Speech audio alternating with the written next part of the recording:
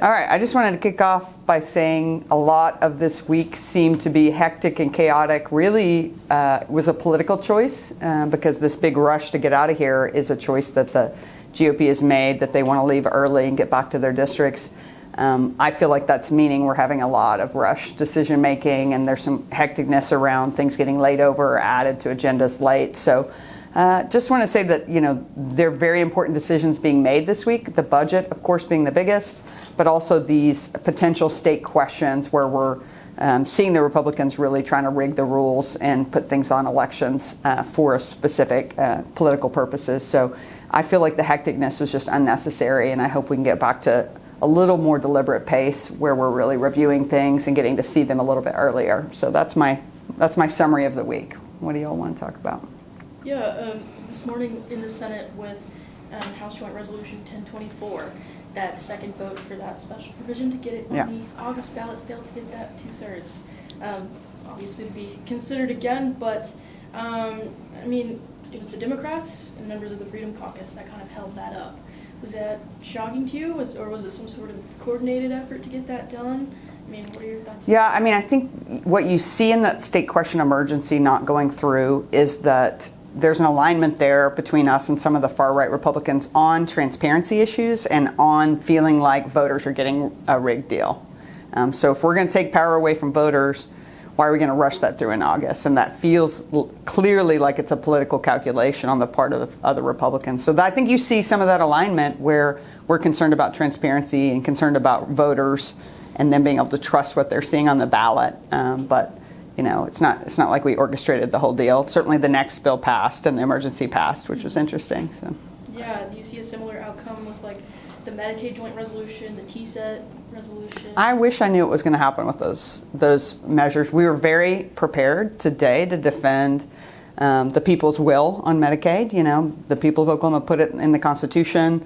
We were certainly ready to defend that. And then them being laid over, we aren't sure what to expect.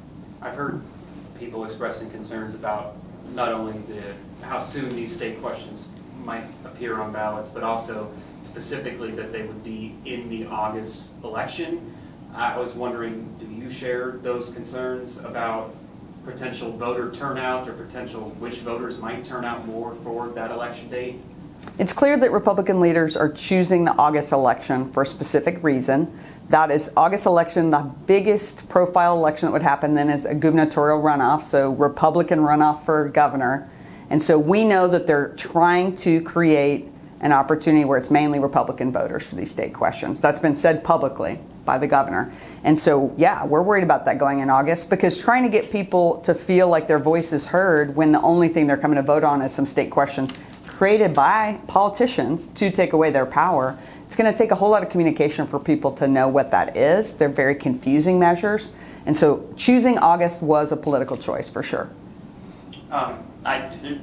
We've had people reach out to us, school resource officers, the funding. Talked to everybody about this today. The funding was added in the portal, but it looks like OSDE didn't add it to begin with. $50 million, I think. So a lot of them were told that their jobs are over June 30th because the grant funding was going away. Can you speak to that? And I don't know. 50 million is, and I think it's like 97,000 per district or something like that too. Could you just talk to that? Yeah, so that's school security money was put in just a couple years ago, and it was put in as a short-term measure, I think only a 3-year measure. And so I think the people probably aren't seeing those renewals yet, and that information hasn't gotten out. They did make it equal across the state, no matter the size of the district, which is one of my concerns up front, because we have districts with 30,000 kids, we have districts with 300 kids, and I feel like they're very different. But that's one advantage of getting the budget done early, is that possibly people will get those answers quicker.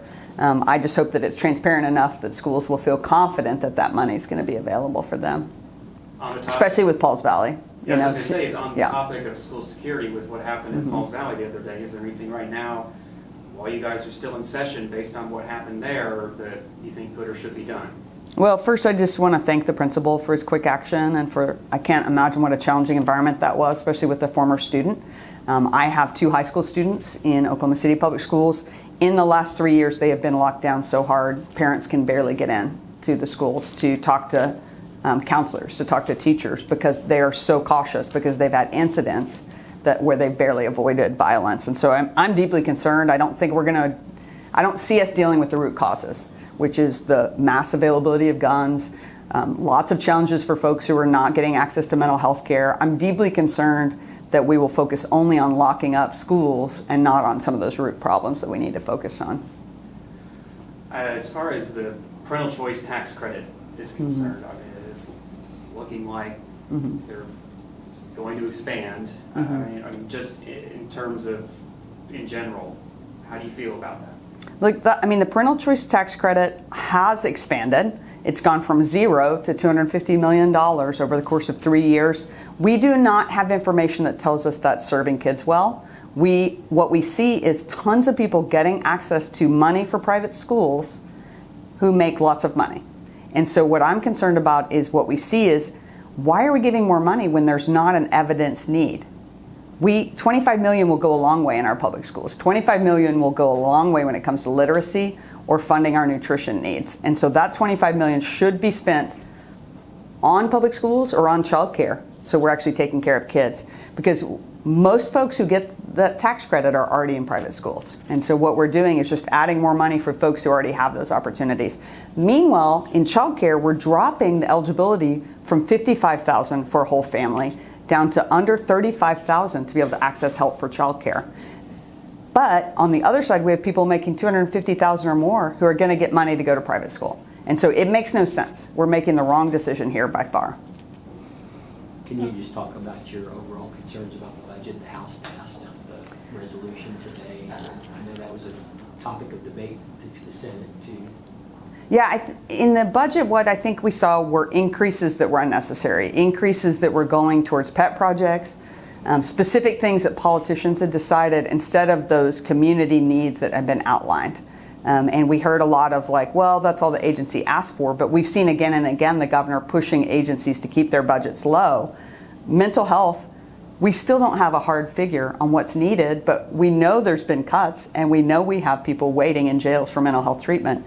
That should be a huge area of focus. We need to get through the concern there. And so I think we see a lot of misplaced priorities. We've got companies literally named in the budget. We had an economic development company named out in at the spaceport. We had a company named for the reading software, the reading literacy software. We should not be focusing on what these vendors want. We should be focusing on what the real problems are that people are facing. With elections coming up, I mean, what's your feel on the camp? Do they feel energized? Do you anticipate any seats being flipped in favor of the Democrats? You know, Oklahoma Democrats filed. We were thrilled with all the candidates who stepped up. You know, on the Senate side, we were proud to contest 21 out of 25 seats that are up this year. It's not been like that for years. Other than the teacher walkout year, that's the most candidates we've had contesting since we lost the majority in 2006. So I think you can very clearly say when we're strategic, when we're consistent, we will recruit people to run. Those seats are drawn very purposely to avoid flips. They are drawn so that Democrats have more Democratic voters in their districts. My seat, which I won in 2018 and flipped from red to blue, if you want to talk red-blue, it was a lean Republican seat, and now it is 15 points Democratic because it was drawn to be that way. So it's going to be very difficult to flip seats. What we're focused on is the win of engaging more voters, getting more people out, having real elections that ask my colleagues to talk to people in the public. When people don't have a November election, there's a whole lot of folks that never hear from those candidates. And so we want to make sure those conversations are happening, even if it's not winnable in terms of the final result.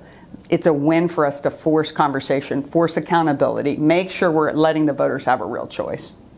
On those state questions that are set to appear on the August ballot, whether or not, I know you probably would rather these state questions maybe not even appear at all, but if they are going to appear, is there an election that you think would be a more fair time to have voters decide on these? The biggest turnout for elections is at the general election. That's because the majority of candidates are on the ballot then. You have all parties on the ballot then. So I think it's important to not be a primary election because we have closed primaries and that's been reaffirmed.